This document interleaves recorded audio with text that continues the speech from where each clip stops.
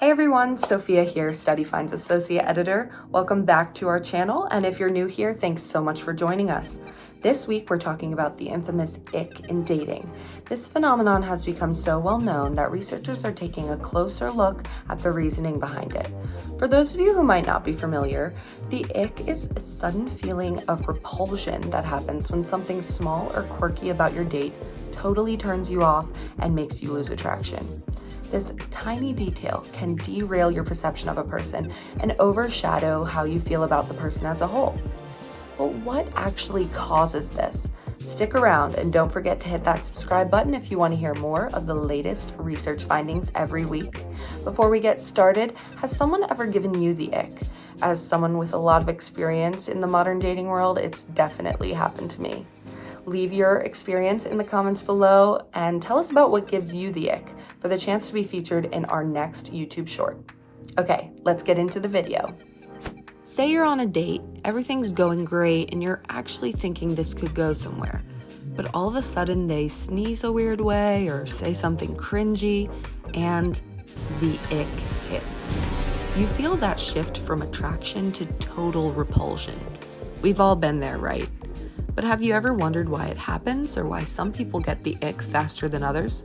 It turns out there's a whole science behind this sudden switch in feelings.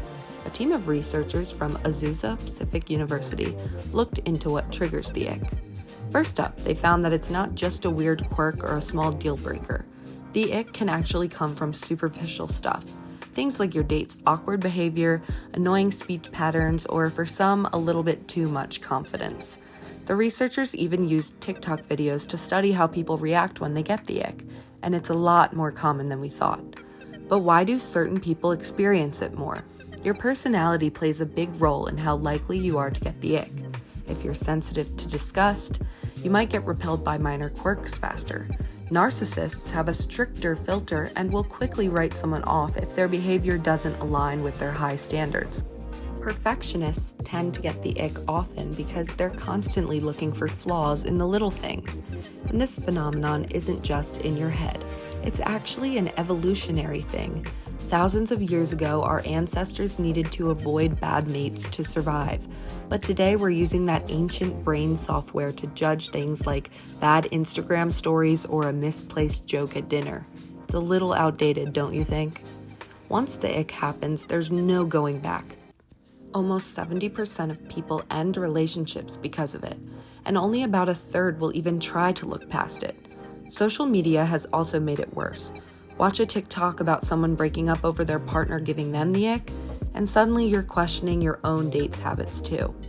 The next time you feel the ick bubbling up, maybe take a step back and ask yourself, are you rejecting someone for a real reason, or is it just a minor quirk that's driving you crazy?